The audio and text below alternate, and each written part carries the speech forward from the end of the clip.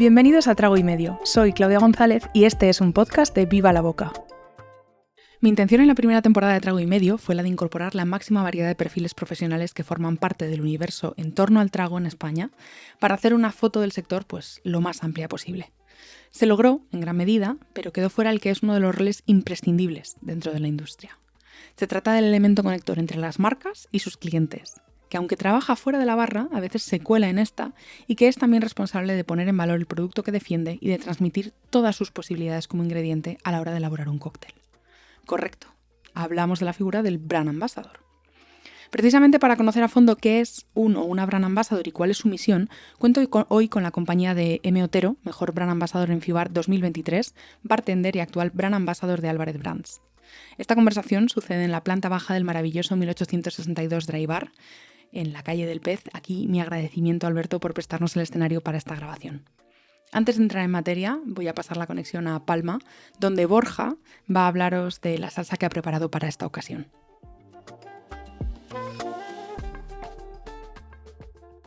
Salsa de personal, con Borja Triñanes. Hola Claudia. Hoy me toca hablar del aderezo de la vida, aunque no sea exactamente la salsa de la que voy a hablar. Tampoco quería dejar de lado el leitmotiv del programa de hoy, algo mencionaré. Pero lo que quiero comentar hoy me parece quizás más importante. El jugo Maggi no es una salsa elaborada, no al menos de una forma casera. Sus elaboradores lo definen como un aderezo, de hecho.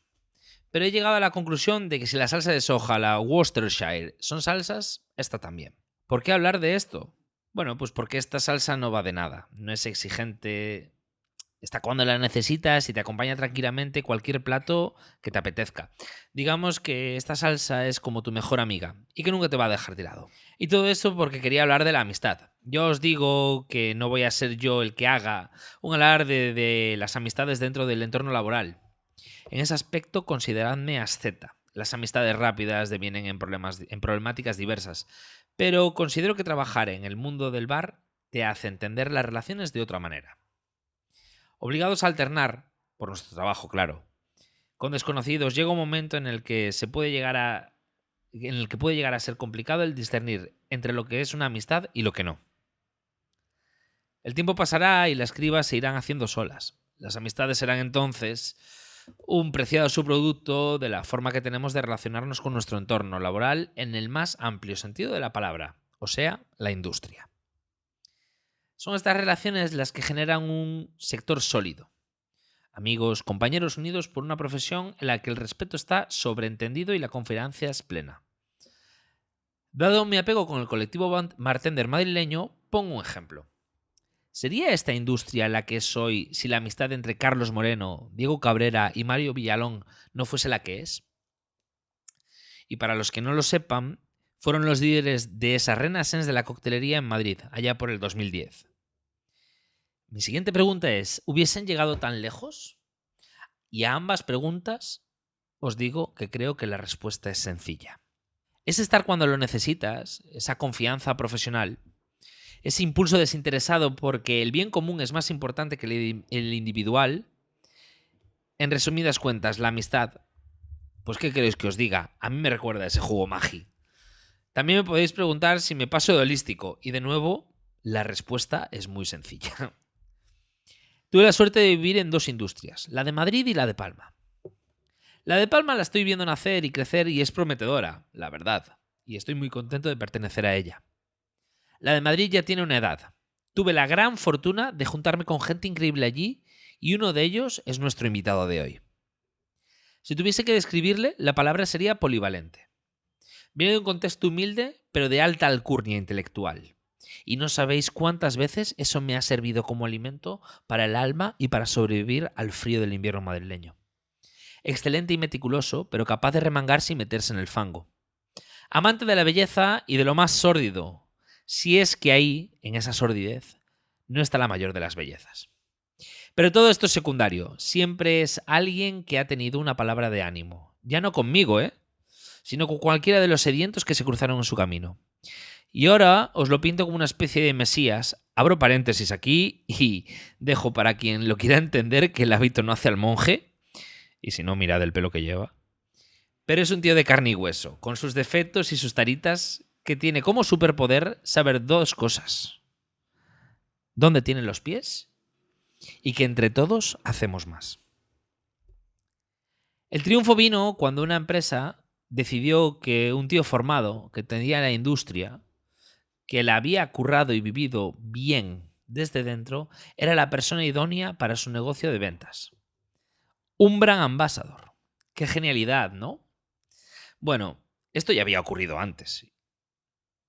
Lo que no había ocurrido es un primer año como brand ambassador como el que me ha tenido.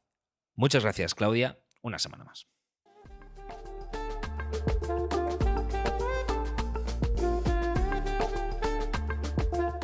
Un trago con Emanuel Otero.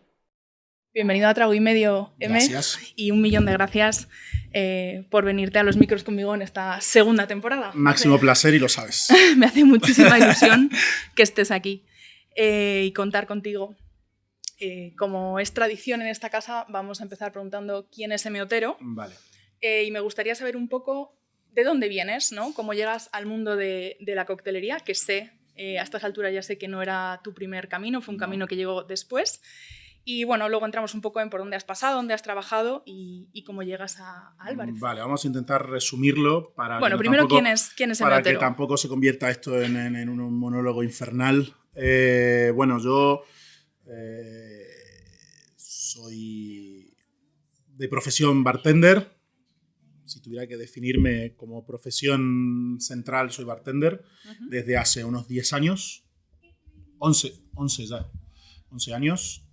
Antes de ser bartender, me saqué la licenciatura en Historia y empecé a ser bartender mientras me sacaba el doctorado en Historia y en Ciencia Política, que es quizás probablemente uno de los pasos como más en las antípodas que se puede hacer. Con una barra, ¿no?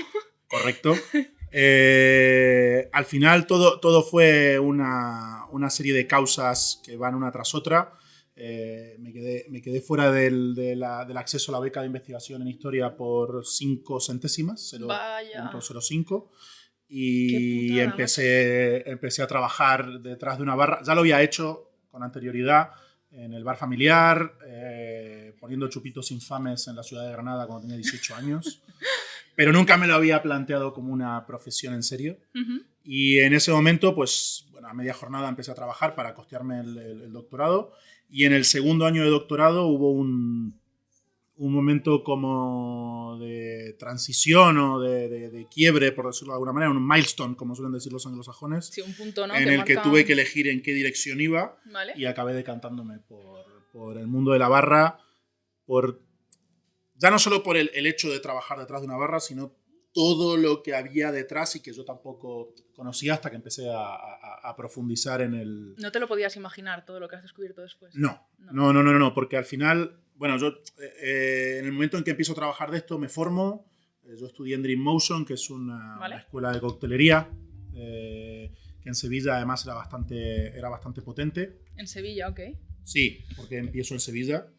Y a partir de ahí empiezo a descubrir de una forma, ¿no? Incluso intuir y descubrir también de una forma intelectual que había mucho más que simplemente mezclar 4 bebidas, sino que había un escenario en el que la creatividad tenía mucho protagonismo, ¿vale? En el que la creatividad podía ser un vector principal, por decirlo de alguna manera, mientras que en paralelo mi doctorado se convertía en algo cada vez más anquilosado, tenso y poco gratificante en ese escenario. Y al final pues apareció una oferta de trabajo que me hizo cambiar de camino. ¿Vale? Y me terminé decantando por lo que soy ahora, ¿no?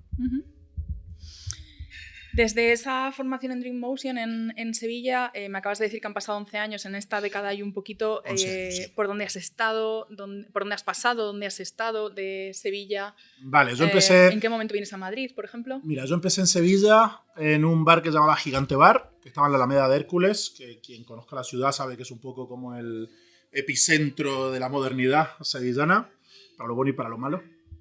Yo vivía a 300 metros, además, o sea que yo formaba parte de ese ecosistema de alguna manera. allí es donde empecé a trabajar en esto que te contaba, pues media jornada, extras los fines de semana, etcétera. Hasta que justo enfrente de Gigante abre un restaurante mexicano, se llama, porque sigue existiendo y sigue siendo además un referente, se llama Mano de Santo. Vale. Y me surge la oportunidad de, pues, dirigir la barra, y digo dirigir con comillas muy grandes porque mi experiencia era muy corta.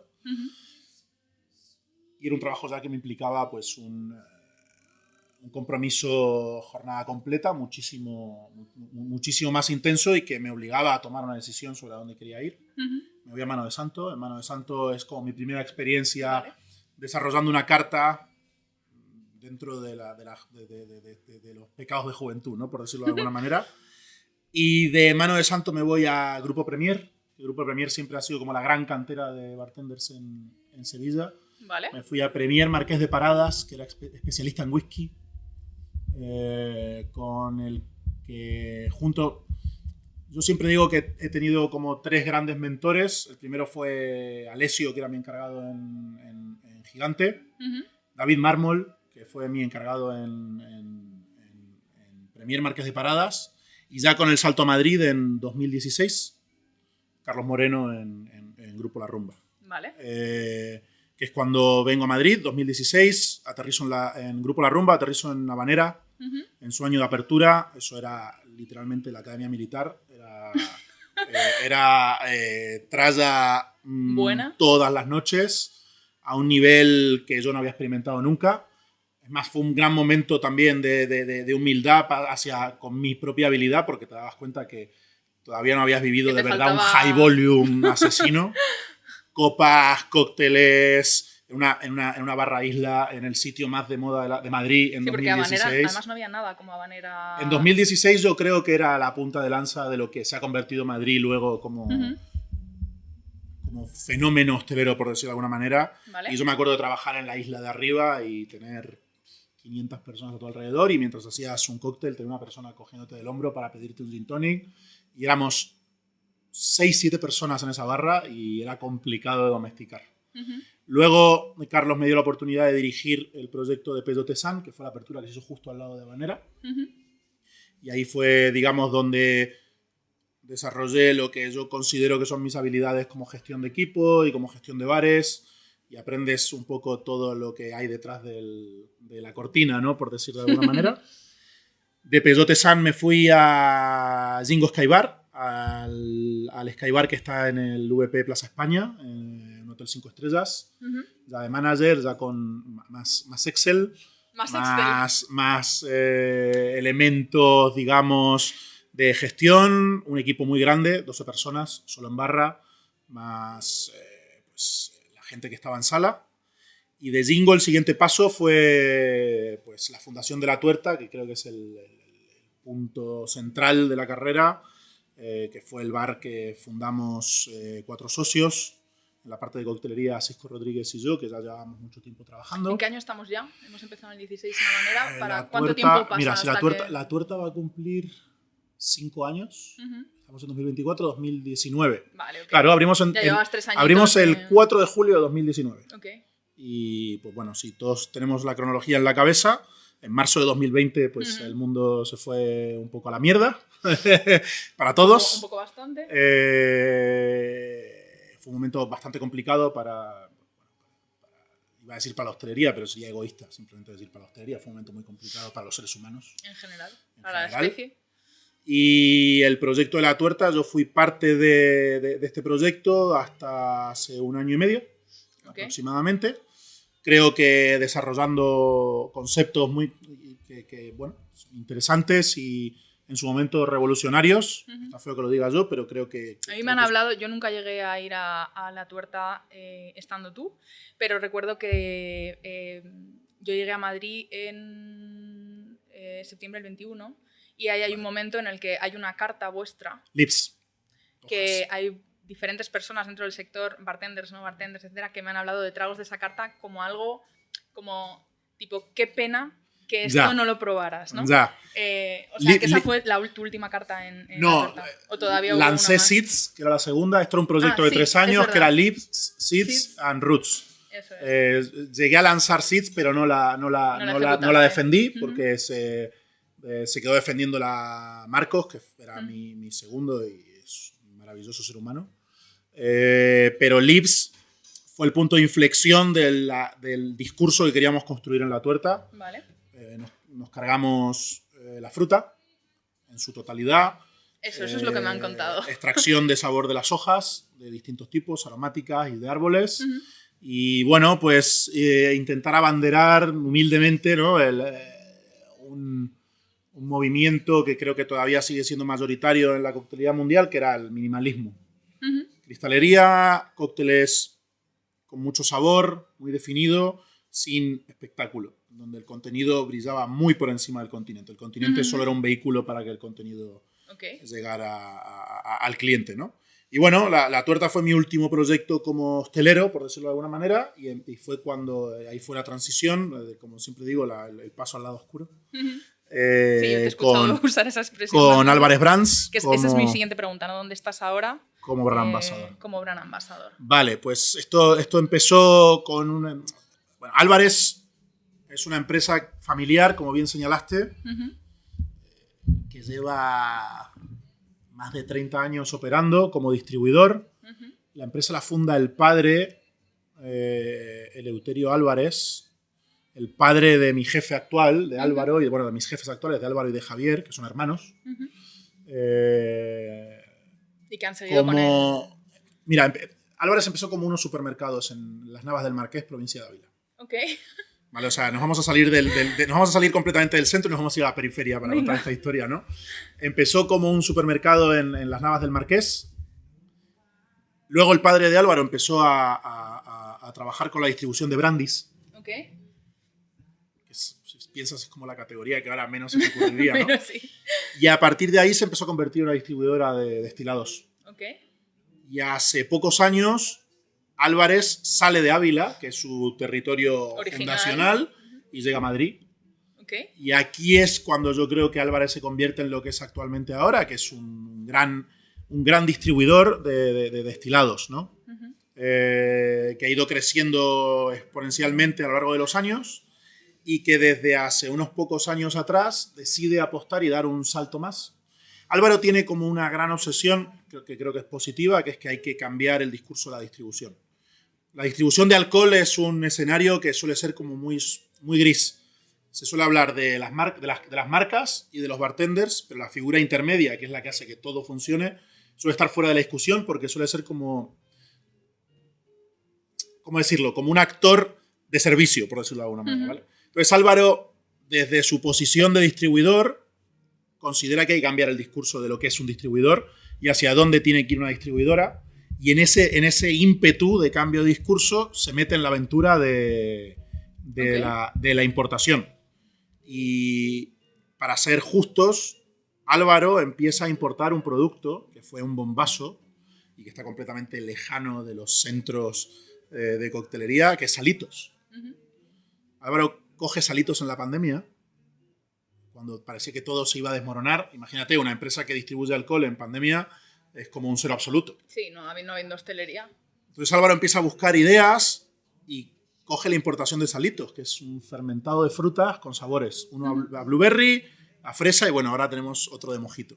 Y Salitos de repente se convierte en el gran boom en 2021, reventando las ventas, superando a Corona en ventas, y Álvaro de repente descubre que hay un escenario para explorar que es el de importación. O sea, todo lo que hay ahora mismo es gracias a un producto de el menos esperado, amplio consumo, ¿no? Y sí. el menos de expertise, por decirlo de alguna manera. Entonces, a partir de esta aventura, Álvaro decide ampliar este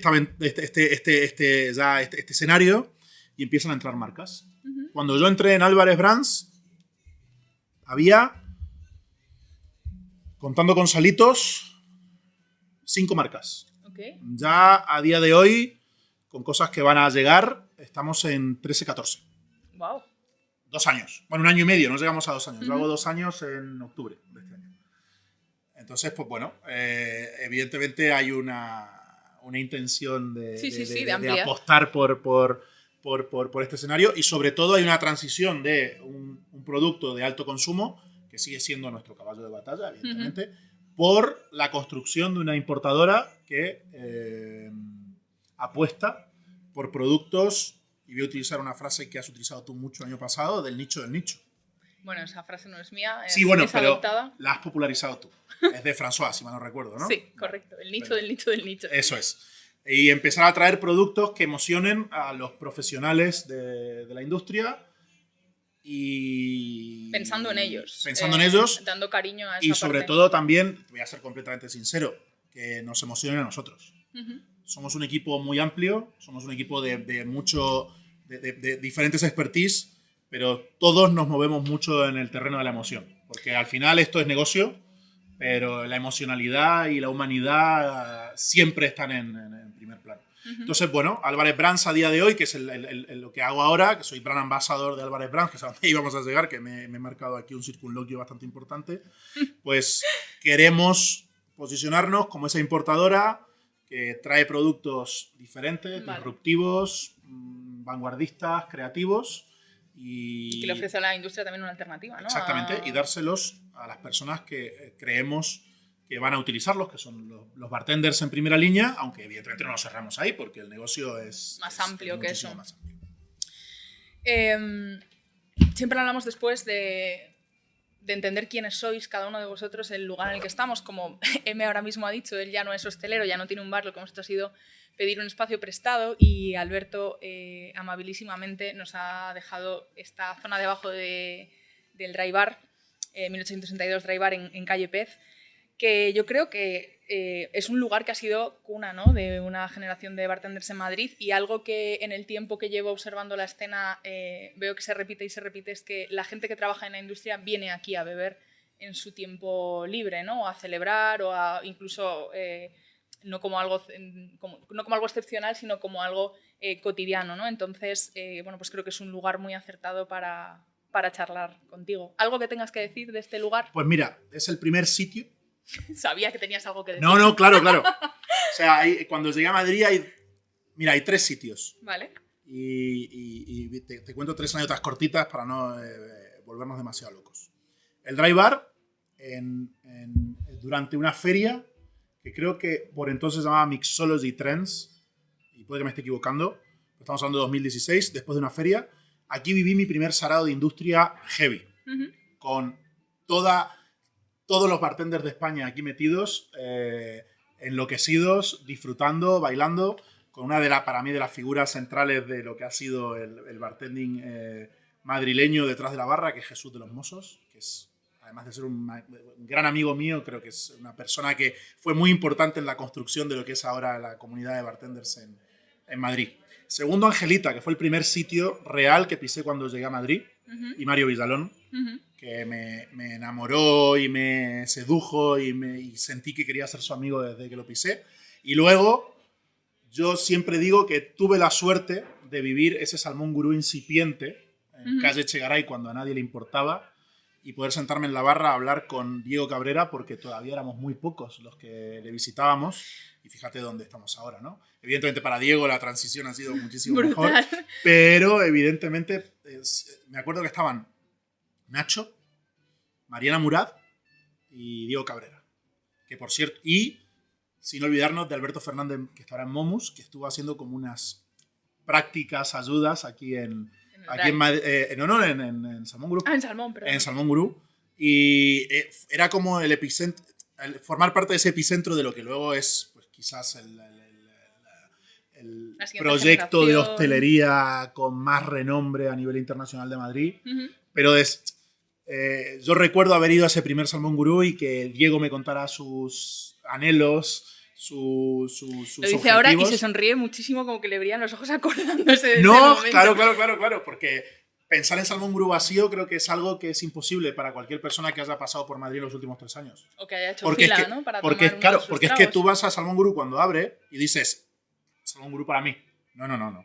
Salmón Gurú para todos, porque te sientas y en 5 minutos de repente está lleno. Y me encanta y soy súper feliz. Pero esa esa complicidad, ¿no? Con Diego, que te lleva a las catacumbas, cuando él todavía tenía su recolección de botellas ahí abajo, etcétera, etcétera.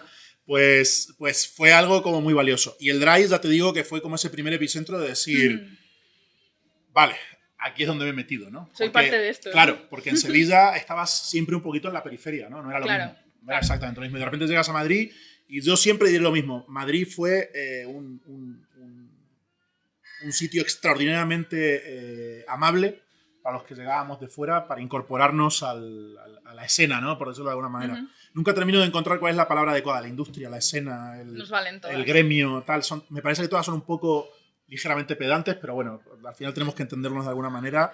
O crear palabras nuevas. O crear palabras que nuevas. Ya lo sugerí la temporada pasada y estoy esperando que alguien me banque para empezar con ese diccionario. Bueno. Emi Otero, ¿qué es un cóctel? Ya empezamos. A ver, pero esto era previsible porque sabías que iba a pasar. Sí. Todo lo demás, no sé si sabías que iba a pasar, pero... Mira, vamos a intentar ser políticamente correctos. Por una vez en la vida. No, en serio. Yo creo que un cóctel es cualquier creación que implique bebidas, ¿vale? Que tenga una intención creativa, ¿vale? Y por tanto una intención intelectual de algún grado en el punto, y que requiera un conocimiento del producto para balancear a cada uno de los actores que forman parte de esa copa, ¿vale? Por decirlo de alguna manera. A partir de aquí me puedes decir cualquier cosa es un cóctel. Bueno, pero yo creo que tiene que haber una intención creativa, una intención intelectual, y tiene que haber un conocimiento del medio, por decirlo de alguna manera, para balancear, ¿vale?, los actores que forman parte de él. Y con esos tres elementos podemos empezar a hablar de un cóctel. Yo creo que sí. Ok. ¿Y es la coctelería cocina? A tu forma de verlo. Ya sabes que esto es un podcast en el que vengo a que deis vuestra opinión y en el que huimos del dogma. Así que... Pues a día de hoy sería una necedad decir que no. Porque no estamos en 1960, no estamos en la previsión. El escenario creativo en el que nos movemos implica herramientas técnicas, implica conocimiento de química, implica conocer el sabor. Yo siempre digo, siempre que hablo de coctelería, hablo de que hay que entender el sabor en su estructura primigenia, ¿no? Siempre cito a Chartier y siempre cito a la gente de food pairing. Porque el sabor al final no es un monolito, no es una piedra, es una suma de elementos muy pequeñitos, ¿no? Al final es como la vida misma, ¿no? Son suma de pequeños elementos. Entonces, sé que hay mucha gente que si utilizo el concepto de que si la coctelería es cocina, me va a echar en cara que diga que somos un elemento subsidiario de la cocina clásica, ¿no? Pero yo creo que entender la coctelería a día de hoy, en el punto en el que estamos, con la gente trabajando como está, aún teniendo un montón de recorrido en la coctelería clásica, que es súper importante, etcétera, etcétera, evidentemente la coctelería ahora es cocina. Y para mí la coctelería es la búsqueda incesante y enfermiza del sabor. Vale. Entonces, ¿qué diferencia hay con un plato? Que estudiamos menos que los chefs, pues, probablemente. Pero bueno. Bueno, no todos, al final también correcto. Hay muchos... Y tenemos bartenders que ahora son chefs. Sí, de eso seguiremos hablando a lo largo de la temporada. Yo te he convocado aquí hoy porque después de la primera temporada de Trago y Medio, es verdad que, claro, mis ojos no miraban a la coctelería del mismo modo hace un año que ahora por todo lo aprendido en el camino. Tienen razón aquellos que me dijeron que me había quedado esta importante figura dentro de la industria, sector, escenario, llamémoslo X, y me gustaría que me hicieras una definición de qué es un brand ambassador o una brand ambassador, pero para dummies, para que lo entendamos todos. Vale. Fíjate que es una figura que creo que no se circunscribe solo al mundo del alcohol. Lo que pasa es que no sé si fuera... Creo que no sé si fuera de esta industria en concreto se utiliza la misma nomenclatura. Vale. Pero al final una brand ambassador es la figura intermedia que se sitúa entre la estructura comercial, por decirlo de alguna manera, y la industria que hace consumo de ese producto, ¿no? siempre me gusta pensar en que es una figura casi como un traductor, ¿no? Me gusta esto mucho. Yo te iba a proponer curador más adelante en esta entrevista. Curador está guay, pero... porque el curador es la persona que selecciona en una galería de arte, ¿no? Por utilizar lo que se va a exponer.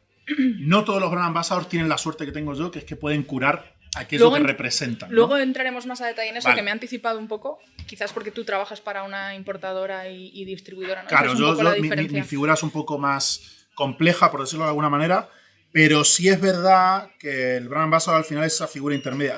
Me gusta lo del traductor por donde ibas, me estaba gustando. Te voy a ser completamente sincero, cuando me subí a recoger el premio FIBAR tenía un discurso preparado que me olvidé completamente cuando subí. Y luego dije las tres sinapsis que me hizo el cerebro fue las que solté y me fui porque estaba totalmente abrumado. Pero una de las cosas que quería decir... Pues esta es tu oportunidad. Claro, por eso. Dale. Es que no, al final es una figura que se asemeja un poco a la del poeta, ¿no? En cierto modo, porque al final es construir algo que te permite comunicar algo más grande a un público más especializado, por decirlo de alguna manera, ¿no? Okay. Yo creo que el brand ambassador al final es la figura que representa la marca.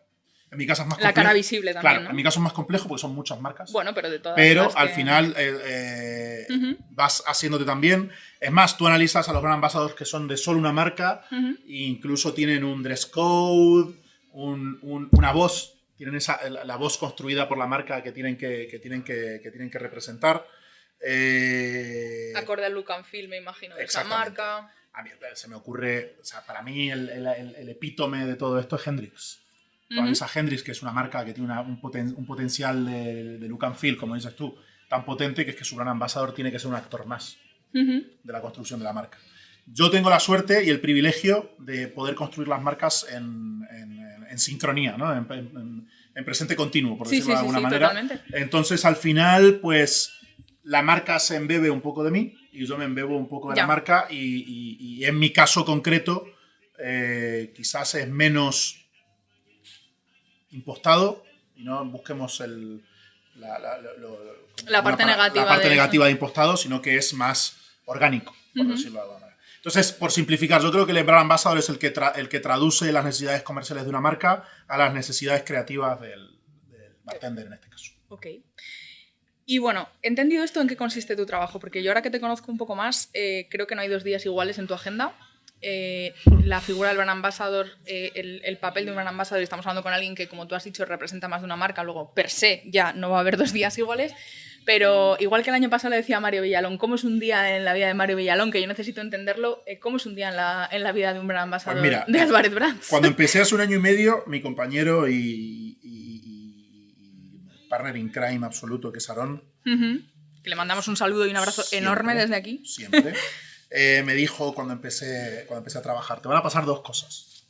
1, el tiempo te va a pasar muy rápido. Tenía razón. 2, no iba a haber un solo día igual en tu vida a nivel laboral, porque cada día te presenta tienes objetivos diferentes, desafíos diferentes o comunicaciones diferentes. Y también tenía razón. Entonces, no hay un solo día igual, eso es verdad, y eso forma parte también de lo que me hace tener fuego. Hay gente que no soportaría esto y hay gente que le engancha. En mi caso, a mí me mola no tener 2 días iguales de trabajo. Pero... Pues fíjate, volviendo al discurso original, ¿no? A mí lo que me agobiaba de mi doctorado es que eran todos los días lo mismo, todos los días ir a buscar en el archivo, todos los días mismo análisis, todos los días bajada a tierra. Y había un punto en que eso me marchitaba. Sí. Y te lo digo porque decirlo ahora es muy fácil, pero en ese momento yo estaba absolutamente enamorado de lo que estaba haciendo. Y esto es absolutamente todo. Lo contrario. Esto es rock and roll. De lunes a viernes, cuando hay suerte. Eso te iba a decir. Cuando hay suerte. Y en este sentido yo creo que tenemos bastante suerte. Y algo que he aprendido con el tiempo también es a respetar mucho mi tiempo libre. Porque al final la desconexión de una forma o de otra es fundamental y creo que es un tema del que se está hablando en todos los escenarios y creo que también hay que hablarlo desde aquí, y es que hay que cuidar de la salud mental de uno y de los que están con uno, y estar absolutamente zambullido en un proyecto absorbente que arrastra a todos los demás, no es sano ni para uno ni para los demás. Ni para el proyecto. Termino aquí este disclaimer. No, me encanta el disclaimer. Pero sí es verdad que cada día es una puñetera aventura, por decirlo de alguna manera, porque visitas a clientes diferentes, tienes que hacer la presentación de un producto nuevo o tienes que hacer una formación en un sitio que no tiene nada que ver con el otro, porque claro, no es lo mismo presentarle una cosa a un público que a otro, tienes que adaptar tu lenguaje, tienes que adaptar las necesidades, tienes que adaptar la creación de necesidad de tu producto a tu cliente. Siento que estoy sonando Se me está adelantando en 100% de las preguntas que venían a continuación. Pero dale. Perdón. No, que va. Me encanta porque estás desarrollando punto por punto cosas que me interesan. Yo te he preguntado en qué consiste tu trabajo y tú me estás respondiendo. No, claro. O sea que...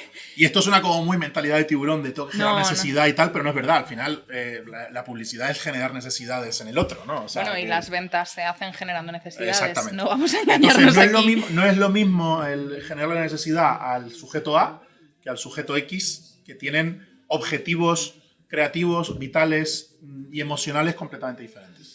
La lectura de todo eso es parte del trabajo, el adaptar tu voz a todo eso es parte del trabajo y todo es happy ending cuando se traduce en ventas. Ok.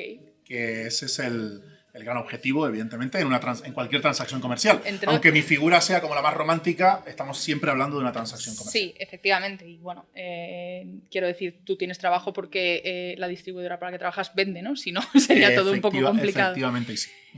Ahora yo iba a andar un poco en varias de las cosas que has señalado y en otras, entonces voy con ello, ¿vale? Y esto hace alusión a lo que hemos dicho antes, que yo me he adelantado y te he dicho esa idea del curador, ¿no? Cuando tú has mencionado al traductor. Al ser brand ambassador de una distribuidora, parte de tu trabajo es, que yo sepa, viajar, descubrir y seleccionar marcas. En mi caso, sí. Y aquí yo me había apuntado, me recuerda un poco a la figura del curador. Tú decías de arte, yo me refería a mi sector de contenidos, ¿no? Por ejemplo, a nivel revista, a nivel libros, etcétera, pero con bebidas, ¿no? Yo creo que esto presupone un conocimiento, un criterio, pero también una valentía, ¿no? Porque cuando tú dices X va a entrar, o tú le vas a decir a tus jefes, oye, yo creo que X, Y o Z ha de entrar, y te dirán, oye, ¿y por qué? Ahí hay una parte en la que creo que tienen que confiar en tu conocimiento y en tu criterio, pero también tú estás haciendo una apuesta en la que dices, este y no el otro, este mezcal y no el otro, este bitter y no el otro.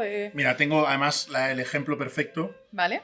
Entro en Álvarez Brands en octubre y me llama Borja Triñanes a principios de noviembre y me dice, Cholo, tengo algo para ti. Cuéntame. Empirical quiere entrar en España.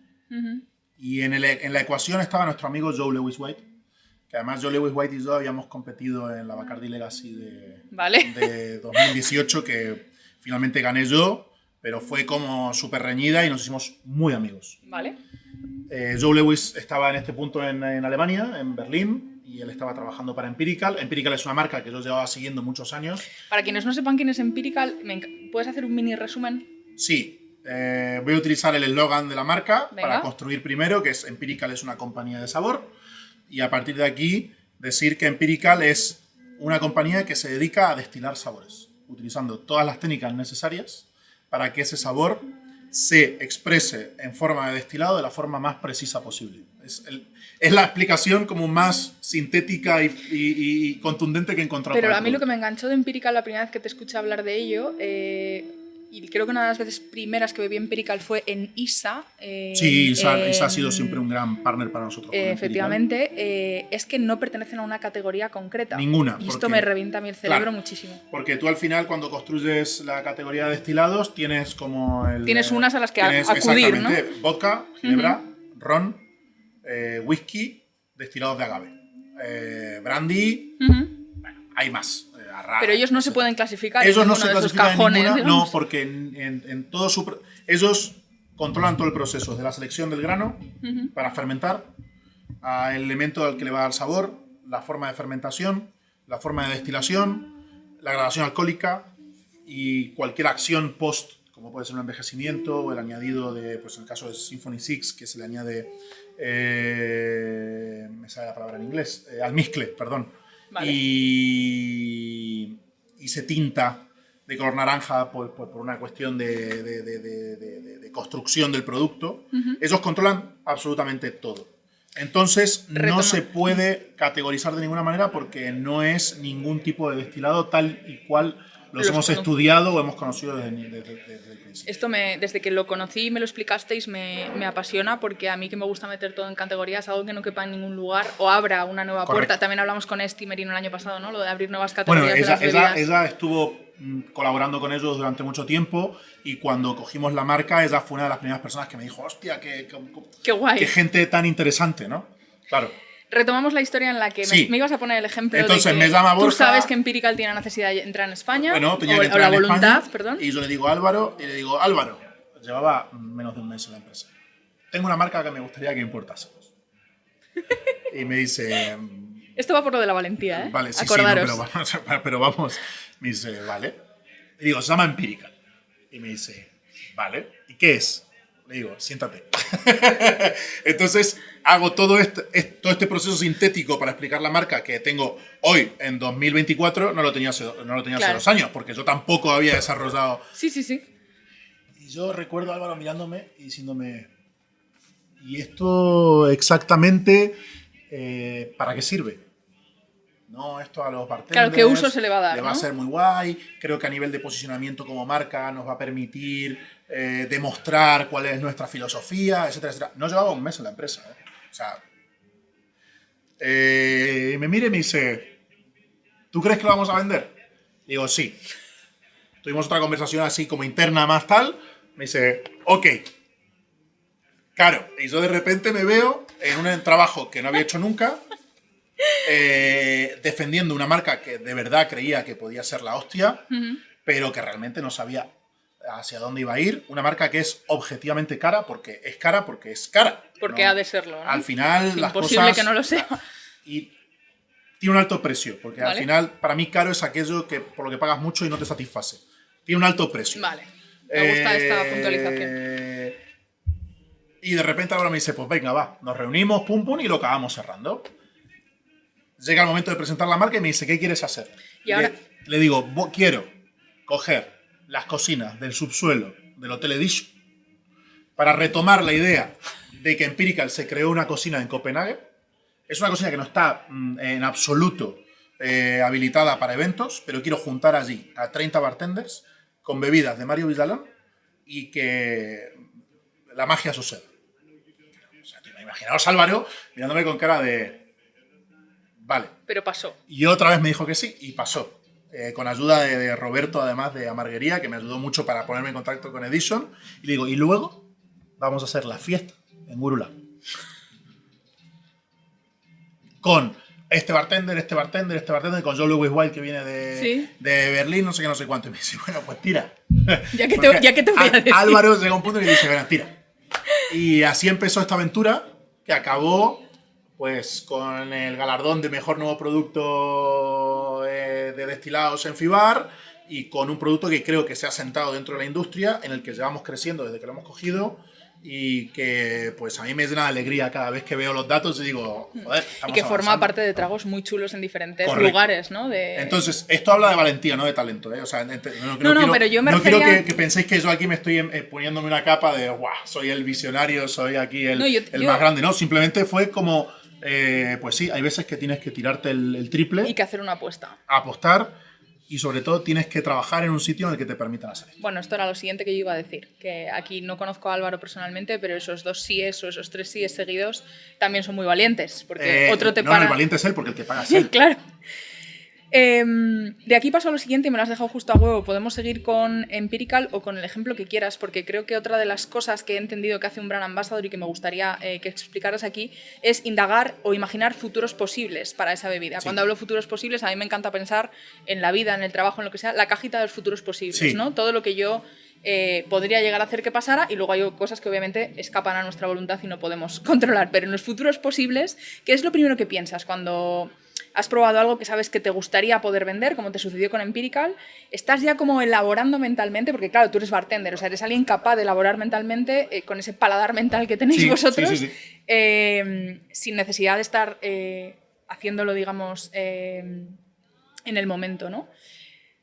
¿Tú puedes seguir con Empirical o me puedes poner cualquier otro ejemplo que te guste? No, pero que esto es aplicable a cualquiera de las marcas con las que trabajamos, porque al final el sueño húmedo de cualquier bartender es que su producto sea el más popular Del bar. del bar y de la escena y que de repente tu botella vamos, ahora mismo, justo lo que es ahora mismo, estoy viendo una caja de Willy Neal enfrente mío, que es una de las marcas que llevamos nosotros, y a mí me hace mucha ilusión que Alberto haya decidido tener Willy Neal en el bar.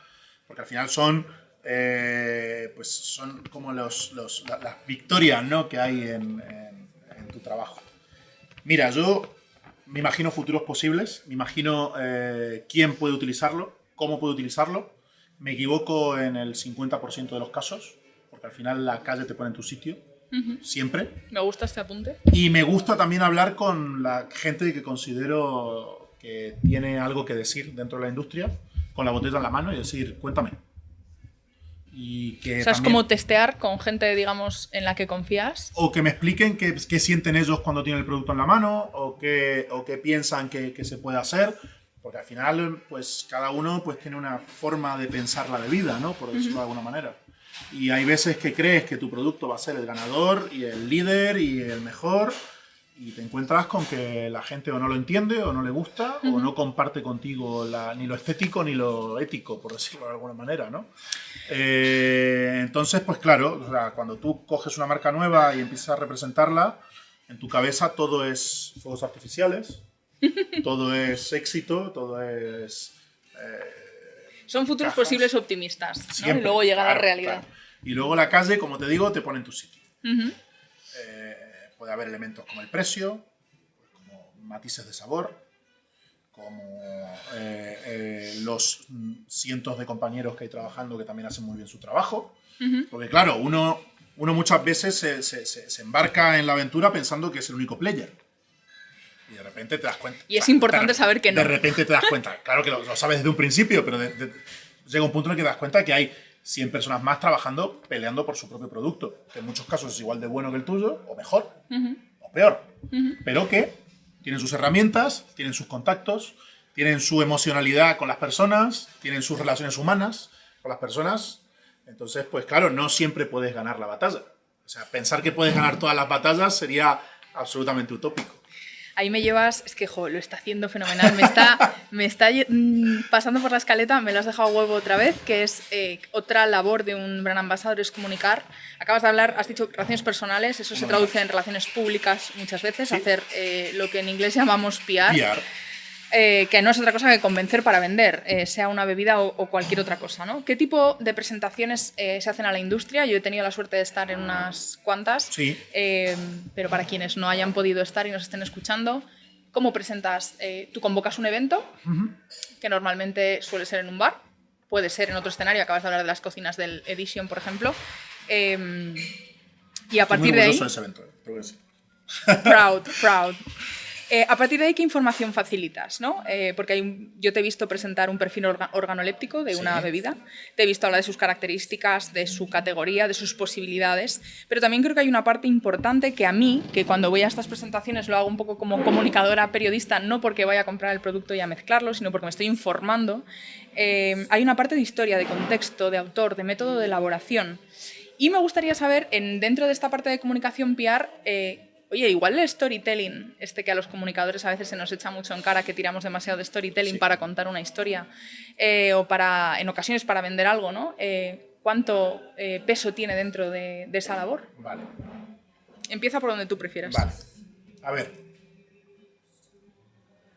Lo que es a título personal, y entiendo que mis compañeros harán lo mismo, tú cuando presentas una marca también tienes que un poco deconstruir la marca y entender cuáles son sus pilares constitutivos, por decirlo de alguna manera, cuál es su energía y cuál es su proyección, ¿no? Por decirlo de alguna manera. Entonces, en mi caso, dependiendo de cada marca, elijo una estrategia diferente.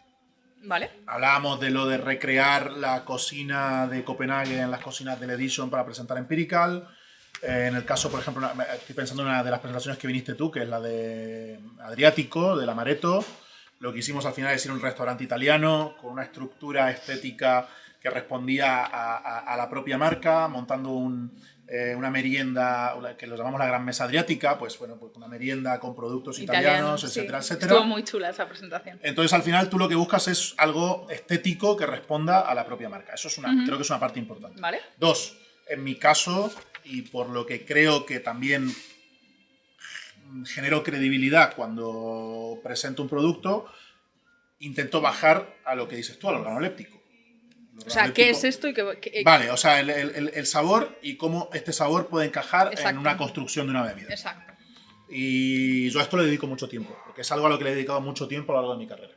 Vale. Entonces, al final, creo que es un skill que he desarrollado y que me interesa comunicar, y en el que me siento cómodo y en el que siento que tengo algo que contar. Y luego, como bien dices tú, el storytelling. Y aquí hay muchísimas cosas que pueden pasar. Vale. El storytelling es absolutamente fundamental. Cualquier marca que conozcamos está construida en torno al storytelling. Desde la dominación semiótica, que puede ser el símbolo de Nike, y que nos ha construido un universo y una mitología en torno a eso, a marcas que han construido su identidad en torno a una historia alrededor del producto. Entonces esto evidentemente siempre tiene un poder de convocatoria, de atracción y de seducción, por decirlo de alguna manera. Yo, por ejemplo, intento huir de forma diametral de el que creo que fue un storytelling excesivamente abusado dentro de un sector muy concreto de esta industria, que fue la romantización de la miseria. Porque el palenque de la ciudad más perdida de México demuestra que es pequeñito, artesanal y tal. A mí este tipo de cosas no me gustan. Vale. Estoy siendo extraordinariamente polémico ahora mismo, pero es algo que nunca me ha atraído como fórmula de comunicación. Yo, cuando empiezo a dedicarme a esto de forma profesional 100%, es más, llevo un agave tatuado en el brazo por eso. Sí, de hecho. Carlos López, de OTC, que es para mí una de las personas clave en esta industria en los últimos 15 años, nos presenta un mezcal que se llama Lipus, y nos presenta un proyecto en el que no hacía hincapié en todo lo malo de la sociedad y del palenquero y de su miseria, sino el cómo, a través de la marca, se estaban construyendo dinámicas que pudieran mejorar la vida de las personas. Esto es storytelling. Es mucho más que storytelling, porque estamos hablando de vidas, estamos hablando, correcto, pero como marca es storytelling. A mí esto me emocionó, y a mí esto me enamoró de una categoría y me hizo pensar en el alcohol como algo más que simplemente la bebida que me estoy tomando. Dentro de este escenario, creo que se ha abusado demasiado de señalizar todo lo que estaba mal para darle un carácter rural, emocional y bucólico, por decirlo de alguna manera, que sinceramente ni lo compro ni lo voy a comprar nunca. Pero sí es verdad que el storytelling también puede crearnos este tipo de vínculos emocionales con el producto, que son súper importantes.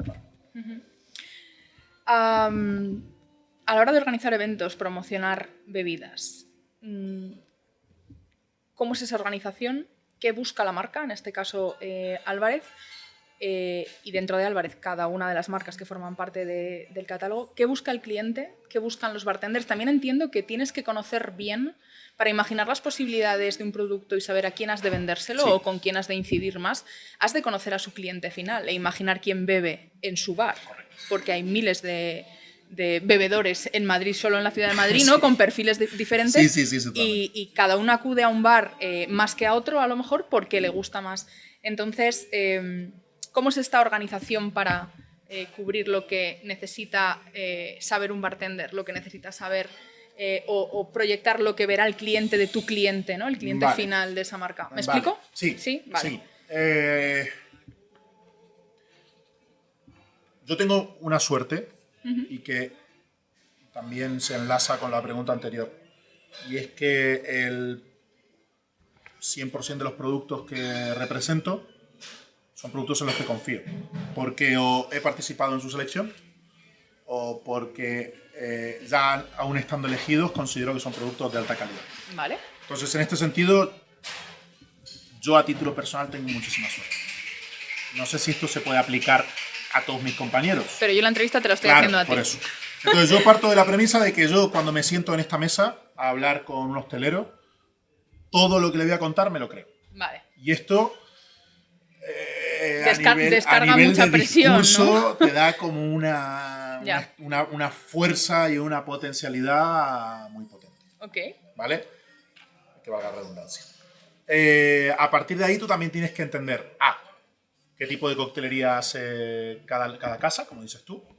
Porque yo no, si vengo a un sitio como el Drive, como estamos ahora, que hacen coctelería clásica, quizás no tengo que venir con el producto más vanguardista y más loco. Tengo que venir con productos que cumplan las necesidades que tiene mi cliente.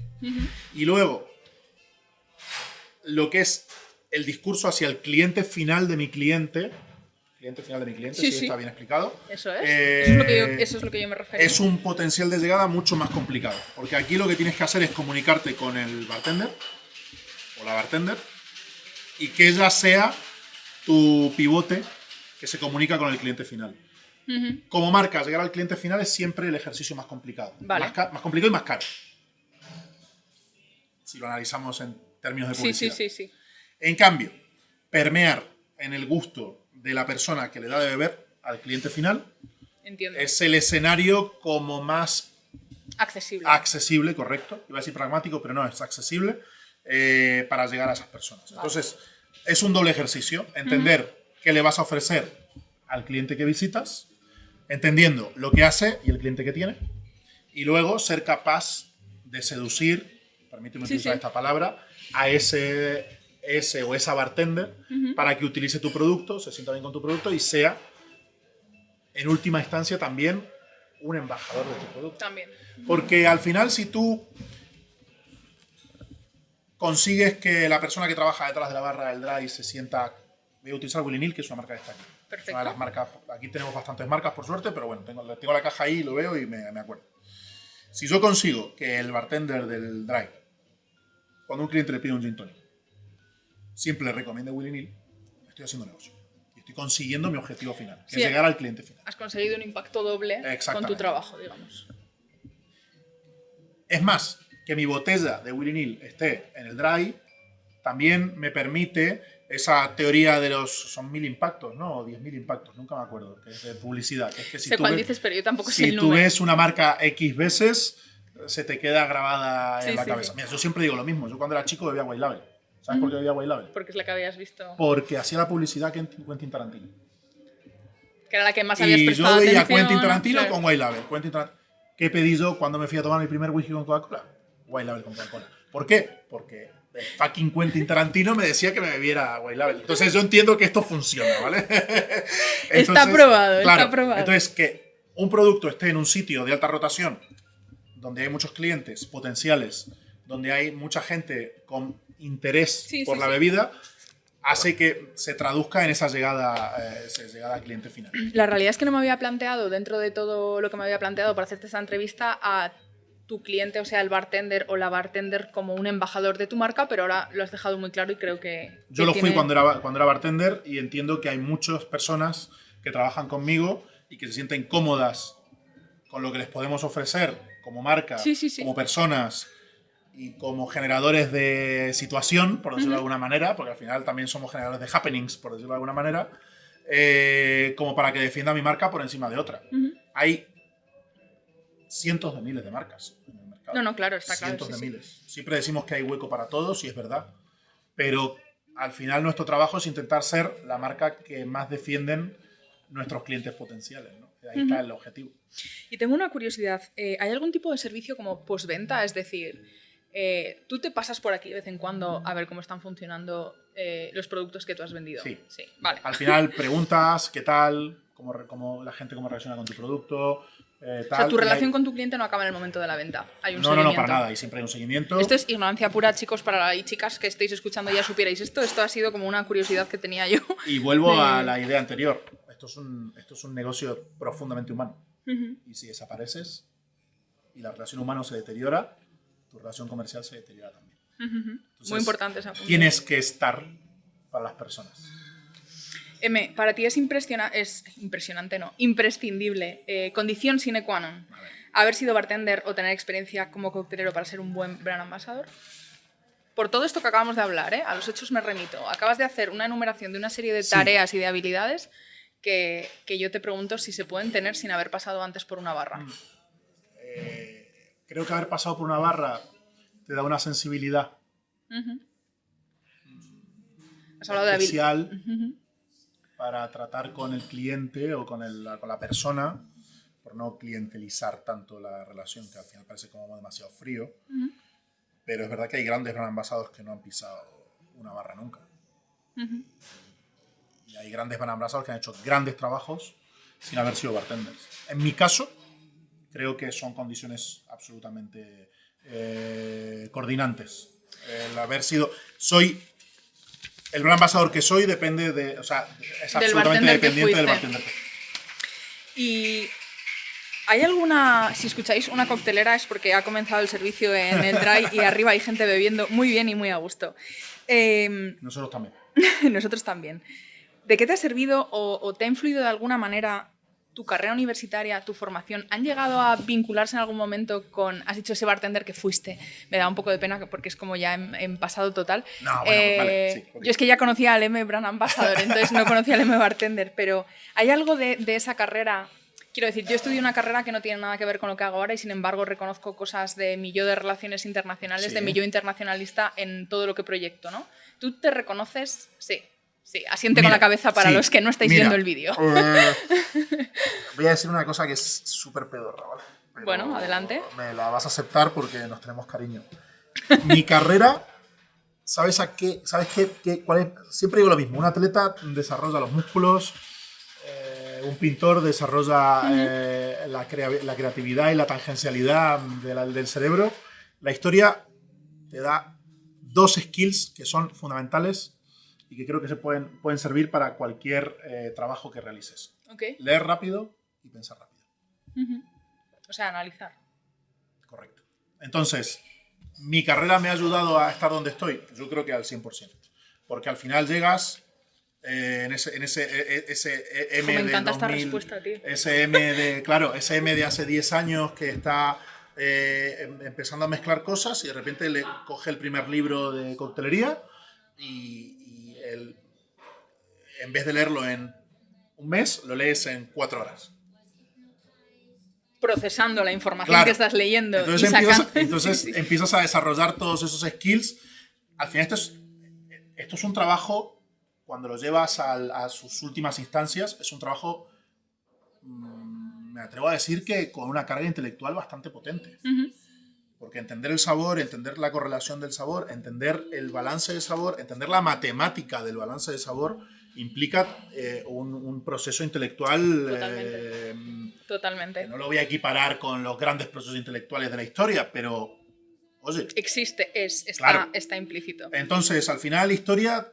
que es lo que estudié yo, te permite tener una capacidad de análisis y de velocidad de análisis muy potente. Y de síntesis también muy potente. De saber qué me interesa, o sea, porque estás leyendo un libro y esto me interesa, esto no, esto me interesa, esto sí, no. de lo que no. tengo, con qué me quedo, claro. ¿no? Y a partir de ahí desarrollar una panoplia, ¿no?, de armas para poder enfrentar tu trabajo. Entonces, si tú me preguntas qué tiene que ver el M historiador, porque la respuesta fácil es decir sí, porque cuando iba a un concurso sabía que Napoleón no sé cuánto, entonces contaba un storytelling no sé cuánto. No. El verdadero más que conocimientos, casi habilidades. Tú me has dado habilidades. Claro, el verdadero skill es leer y pensar rápido. Y esto es probablemente el skill más importante para la vida en general. Yo creo que sí. Y esto es tirar como... darle valor a las letras, que hay que dárselas. Que hay que dárselas. A ver, estamos aquí dos de letras, claro, dando valor a las letras, o sea que... en todas las presentaciones de Álvarez a las que he acudido, que antes hemos estado hablando de cómo organizas esos eventos, cuáles son sus objetivos, en qué piensas cuando piensas en montar estas reuniones, ¿no?, de gente de la industria a las que se les muestra una bebida, o se presenta, se muestra una bebida, pero es que a lo que voy es que también se presenta un proyecto o a una persona. Me acuerdo del chico de MIDI, por ejemplo, que no me sale el nombre ahora. Que al final Jules es el dueño, el creador, sí. el que lo produce, en su el caso, que lo empaqueta sí. y el que te lo trae casi. Me gustó mucho esa historia, que ya hablaré con él porque ya veré cómo me encantaría contarla. Se soluciona. ¿Qué perfil de elaborador abarcáis? Porque está Jules, pero luego hay otros perfiles de elaboradores que no tienen nada que ver, ¿no? Sí. Estamos hablando desde Álvarez. Sí, mira, mismo. Nosotros tenemos como productos que son como más de amplio espectro. Vuelvo a Whitley Neal. Whitley Neal es la ginebra más vendida desde hace 10 años en el Reino Unido. O sea, estamos hablando de un producto que es absolutamente popular, es un gigante del Reino Unido. Tenemos entre manos que el dueño, Jan, tengo la suerte de que sea mi amigo, porque estamos creando la marca juntos. Tenemos a Jules, que se pone el mono y empaqueta. Tenemos a Empirical, que es un grupo de gente pirada por su trabajo y maravillosa, que se ha mudado de Copenhague a Brooklyn para hacer global su discurso y que está peleándolo. Tenemos a los chicos de Mezcalarte, con los que tenemos un partnership, que de repente te traemos aquí a Pepe y te presenta el mezcal como si fuera suyo y que tiene un valor espectacular. Al final cada marca es diferente, ¿no? Es diferente. El pisco es muy cercana, pero también es uno de los piscos más vendidos del mundo. Entonces, hay diferentes perfiles dentro del portfolio. Y cada perfil te da algo diferente para construir la marca. ¿Y tú crees que es tendencia que nuevas generaciones recuperen recetas o maneras de hacer? ¿O es una sensación que he tenido yo con parte de vuestros productos? Porque, bueno, de otra manera, para compensar esta balanza tendríamos un Empirical que no recupera nada, sino que proyecta, ¿no? Pero sí tengo la sensación... Sí, pero por ejemplo, entre manos, hablas con Jimmy Villalobos, que es el maestro destilador, y él te dice, este es el tequila que le hubiera gustado beber a mi abuela.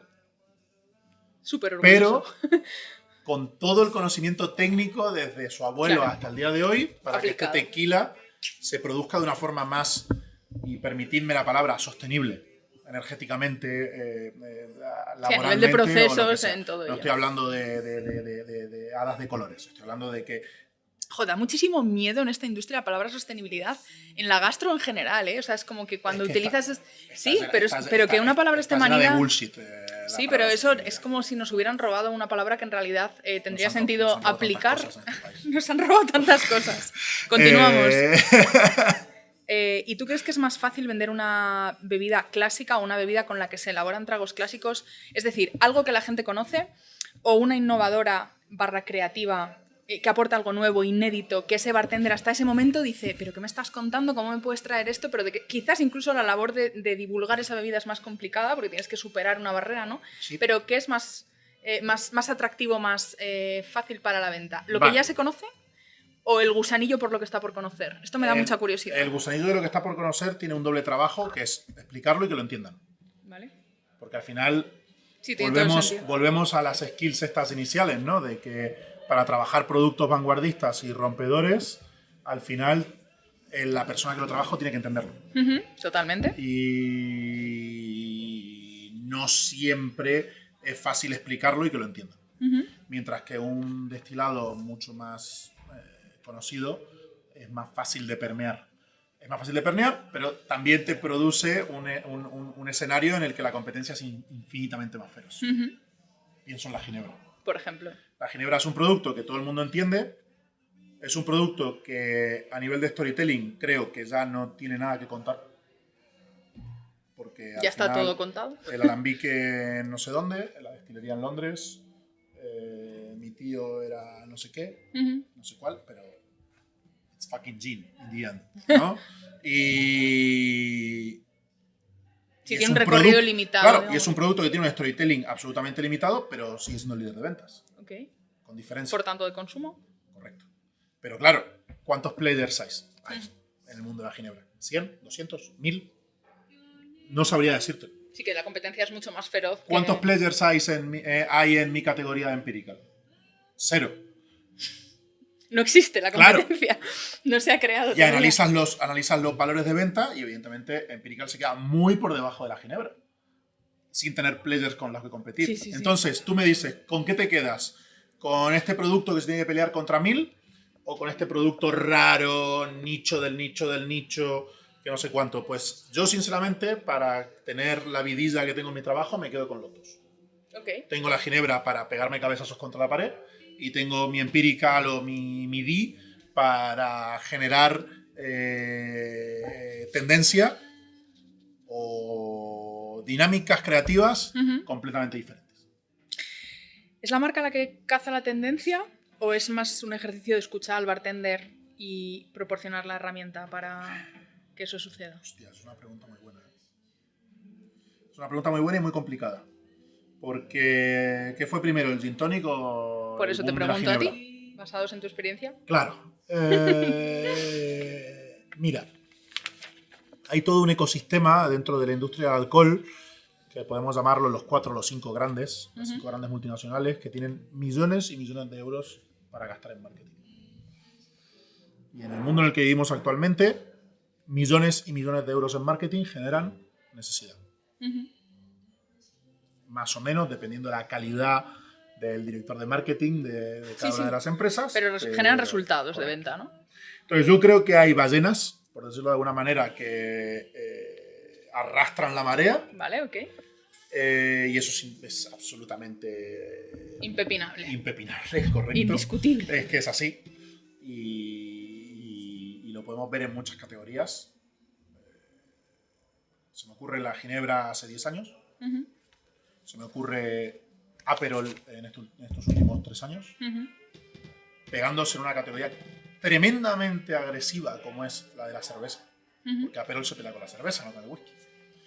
Sí, por momento de consumo, sí. Y aún así, si analizas los datos de Aperol, son datos de crecimiento. Y luego tienes pues toda esta fauna de pequeños soñadores, de leprechauns, por decirlo de alguna manera, que quieren tirar su magia, y es un poco donde estoy yo, porque yo al final no me muevo con ninguna marca excesivamente grande, ¿no? Y en el que generas tendencia a través intentas generar tendencia a través de tu producto y a través de una parte muy pequeña de una industria muy grande. Okay. Que es la de las coctelerías o de los sitios especializados en hacer bebidas dentro de la industria de la bebida. De la bebida. Porque tú analizas los flujos de dinero y nosotros, como coctelería, gente especializada, podremos ser que el 2-3%, y el otro 90 y tantos son discotecas, bares, clubs. Me acabas de dar una idea muy buena para un tema de análisis. Veremos si entra en esta temporada o si será algo para el futuro, pero observar esta foto de la coctelería española desde los números también sería Te sorprenderías. Algo un poco más friki incluso que lo que ya estamos haciendo, pero podría ser muy interesante. Te sorprenderías y mucho, porque cuando yo estaba del otro lado, mi percepción de lo que quería el cliente, basado en mi ecosistema, que era mi bar y los bares de mis amigos, era uno. Menos de 2 años después, te puedo decir que no tenía razón en absolutamente nada. Y es verdad que los bartenders tenemos la tendencia a creer que nuestra realidad es el centro del universo cuando es extraordinariamente periférica. Pero extraordinariamente periférica. A nivel de calidad, estoy seguro que podemos estar orgullosos de lo que hacemos, pero a nivel cuantitativo, que al final Money Talks, ¿sí? Somos no el nicho del nicho del nicho, somos la periferia más absoluta. ¿Querías titulares? Pues ahí llevas titulares. Tengo curiosidad también por otra cosa, y esto no tiene que ver tanto con lo que estamos hablando ahora mismo, sino con ese ser algo o que ya no se es, o algo que se fue, ¿no? ¿Tú has dejado de crear tragos en tu cabeza? No, y espero no dejar de hacerlo nunca porque es mi parte favorita. Y cuando tengo un evento intento crear un trago nuevo. Algo que no hacemos nosotros y que hacen prácticamente todas las empresas es tener una hoja en la que este es el trago de este año. Okay. Y el brand ambassador de esa marca tiene que hacer ese trago una y otra vez mecánicamente.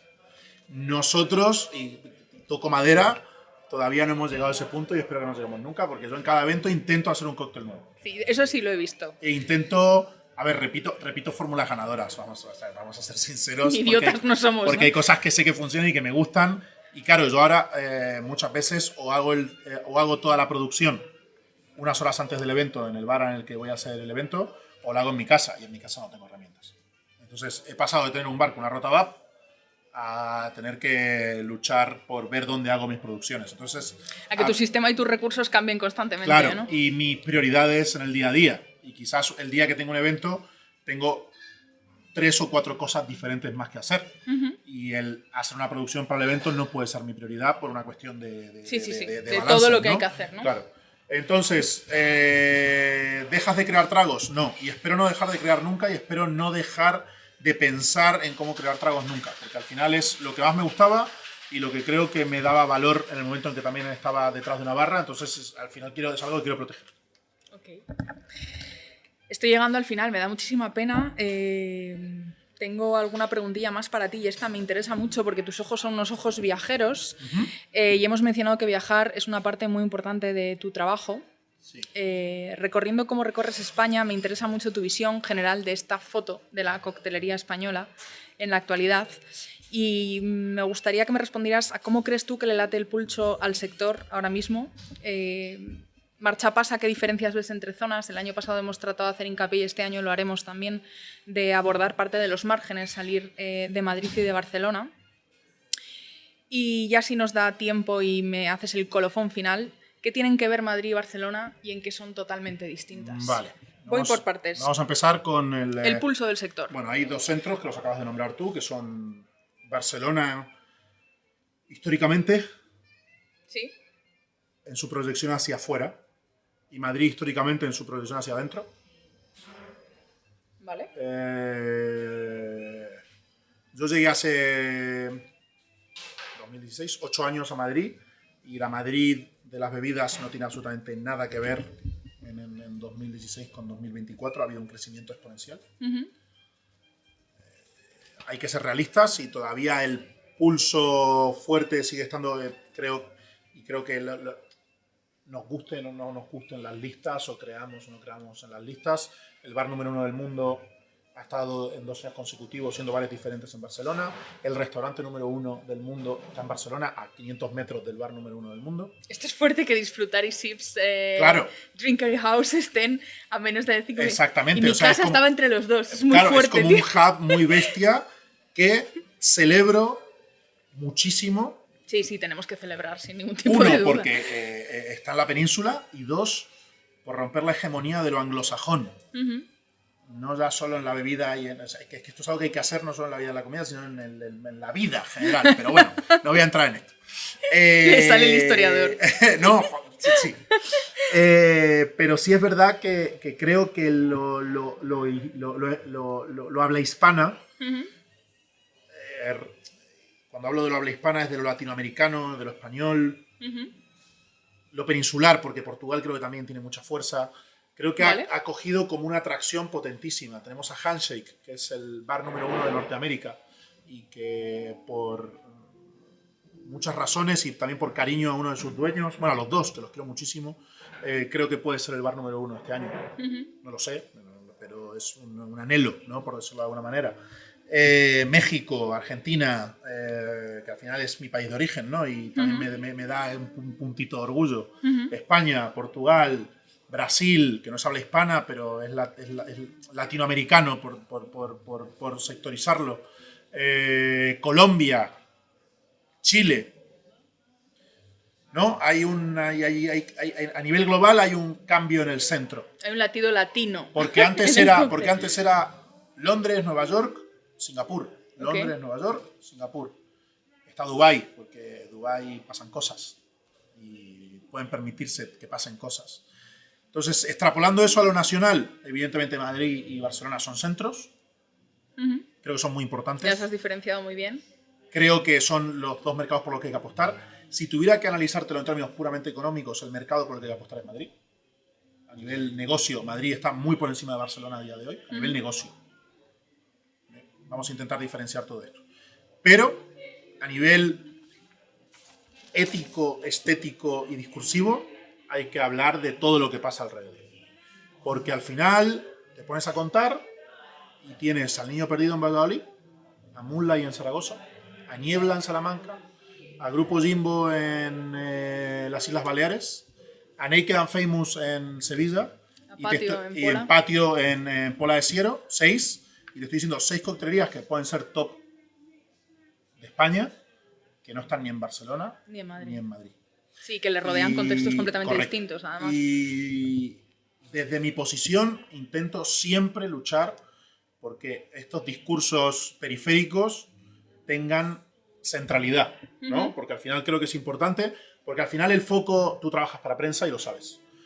El foco siempre va a estar en Madrid y en Barcelona. Es muy fácil que tú le saques un artículo a un bar nuevo de Madrid. Te voy a decir un bar que para mí es maravilloso y que es nuevo, que es Deite Bar, ¿vale? Que está en Madrid. Sí, no he ido todavía. Vale, pues es magnífico, es precioso, tiene ya un montón de notas de prensa, que se las merece. Pero si no estuviera en Madrid y estuviera en Vigo, como los chicos de Bitter, sería mucho más difícil que toda la calidad que tienen y que atesoran llegara al público general. Entonces, por eso creo que hay un punto súper importante en el que darle centralidad al discurso periférico. Y había otra pregunta que venía luego que me he olvidado. Me has respondido ¿sí? Al final, porque me has diferenciado Madrid de Barcelona, me has hablado de las diferencias que ves entre zonas y me has dado el pulso del sector en general, ¿no? Hablábamos si tenían en común o no algo Madrid y Barcelona, pero has respondido con tu respuesta. Okay. Jope, yo no quiero despedirme de ti, me da mucha pena que lleguemos al final, pero necesitaría saber ahora cuál es tu cóctel, el que más te gusta beber, y luego que me cuentes cuál es el que más te gusta preparar para otros. El que más me gusta beber. Sí. Siendo justos. En bares, el Adonis. Puntualizando. En bares, el Adonis. ¿En casa? En casa y en casas, el Garibaldi. ¿Y emulsionando el zumo de naranja. A tope. El Garibaldi, si no se emulsiona el zumo de naranja, es una auténtica basura. Si emulsiona el zumo de naranja, es una gloria absoluta. Fíjate, un gesto. Dos ingredientes, zumo de naranja y Campari. Los tiras con displicencia y con enfado y lo que tienes es una porquería. Le dedicas tiempo, amor y cariño y emulsionas o tienes una extracción del zumo de naranja bueno, zumo de naranja natural. Y es... otro puto rollo. Es otro universo. Dos ingredientes. ¿El que más te gusta preparar me falta? Y el que más me gusta preparar. Yo creo que me gusta mucho. Quizás es uno que hubieras creado tú y que ahora mismo no preparas. Sí, pero vamos a ir a clásicos para que entendamos el lenguaje, porque no creo que sea tan importante como para que la gente sepa qué cócteles preparé en algún punto de mi vida. Yo creo que si tengo que elegir, me gusta preparar dry martinis. Los dry martinis al final son un camino breve a la felicidad. Y si Manuel Otero fuera un cóctel, y aquí hablamos de decirnos quién eres, ¿qué cóctel sería, Seme? ¿Sabes qué? Os voy a contar una cosa. Claudia me pasó estas preguntas ayer y fue la única pregunta que, repasándome todas las que me hacía, no tenía ni idea de qué iba a responder. Es una pregunta muy complicada. ¿Esto te lo suelen responder rápido? Porque, te lo digo en serio, me cuesta mucho decir que... ¿Qué cóctel serías? Porque tiene como muchísimas implicaciones. Sí, no, se trata de que tú puedas hacer identificar unas características tuyas que traslades a una bebida. Y aquí hay una parte de interés antropológico por ver cuántas características humanas se pueden traducir a alimentos y viceversa. Voy a hacer un ejercicio de tirar un poco para casa. No hacia mí, sino hacia mi familia, mis amigos. Y me gustaría, si fuera un cóctel, me gustaría hacer el mejor cóctel de mi amigo Borja Triñanes este año. Porque tiene mucho trabajo detrás, mucha capacidad intelectual para llegar al resultado final y encima tiene que ser agradable para los demás. Borja, un abrazo desde aquí. Y muchísimas gracias, un millón de gracias por haber venido a Trago y Medio y en la parte que me corresponde por haberme acompañado en el caminito hasta el día de hoy. Así que un placer, de verdad. Nos vemos en los bares. Siempre.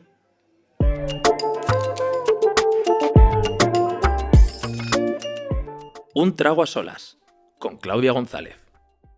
Mientras me tomo este último traguito a solas, consulto en el diccionario de la Real Academia Española la definición para la palabra embajador.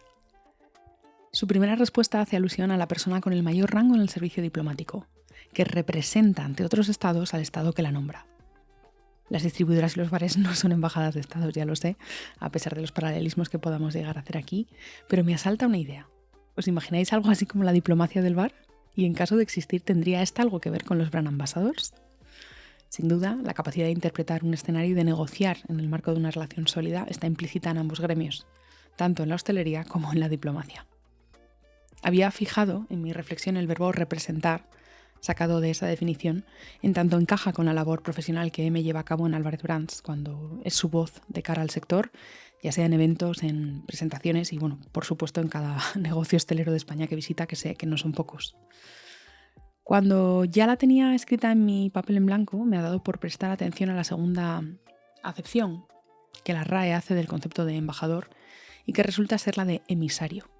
Me he dado cuenta, entonces, de que si algo me ha quedado claro en esta conversación es que el trabajo de un brand ambassador implica ser capaz de realizar una combinación de ambas, es decir, de ser representante y también de ser emisario, de ser mensajero. Me gustan estos dos prismas desde los que enfocar la figura del perfil profesional que M encarna. Otero representa a cada una de las marcas que forman parte de su catálogo ante los clientes y potenciales clientes de la distribuidora, pero sin duda también es el emisario de cada una de ellas. Es quien se empapa con su mensaje, comprende aquello que ofrecen y que representan y después quien viaja cargado precisamente con ese mensaje, quien lo traslada, lo comunica, lo divulga. Y además lo hace de una manera competente, porque no quiere que su cliente solamente conozca un producto determinado o llegue a conocer un producto que no imaginaba, sino que se enamore de él, que decida incluirlo como ingrediente en su botellero. En mi cabeza, tras este episodio, he fijado la imagen del brand ambassador como un viajero cargado de información y de botellas llenas de líquidos extraordinarios que muestra y descubre ante los bartenders para que después sean estos quienes, con ellos, elaboren la bebida hedonista y disfrutona que llamamos cóctel. El brand ambassador es alguien que sabe para qué y para quién resultarán útiles e interesantes cada una de esas botellas que forman parte de su equipaje, sin necesidad de cruzar la barra, pero con total capacidad para hacerlo. Hay aquí otra cuestión más que no puedo obviar a la hora de hacer este cierre porque me ha parecido preciosa, me ha encantado y sin que yo tenga que ver en ello, en este capítulo se habla también de la amistad. Han escuchado aquí a dos amigos profesionales de la industria del trago en España, compañeros en las barras y en la vida, que se cruzan alusiones cargadas de admiración y de respeto sin saberlo. Ni Borja había escuchado esta entrevista, ni M el motivo de la salsa que Triñanes ha preparado para el capítulo de hoy, y en la que habla de la figura del brand ambassador, pero sin duda habla de la amistad. Ahora que no me escucha ninguno de los dos, voy a aprovechar a confesaros lo que me ha costado hasta publicar este capítulo, no filtrar de uno a otro las palabras que aquí se dedican. Si has disfrutado de este episodio, te agradeceré muchísimo que lo compartas y nos menciones, que nos evalúes positivamente en la plataforma de audio en la que nos estés escuchando y que, por favor, si pasas por Instagram, nos des un poquito de amor en forma de likes. Muchísimas gracias por estar al otro lado y hasta dentro de 2 semanas. Producción Viva la Boca. Dirección Claudia González Crespo. Con la colaboración de Borja Triñanes, técnica y música original de Jarda Jata y la voz de Sete Ramos. Trago y Medio es un podcast producido por Viva la Boca que encontrarás en Spotify y las principales plataformas de audio.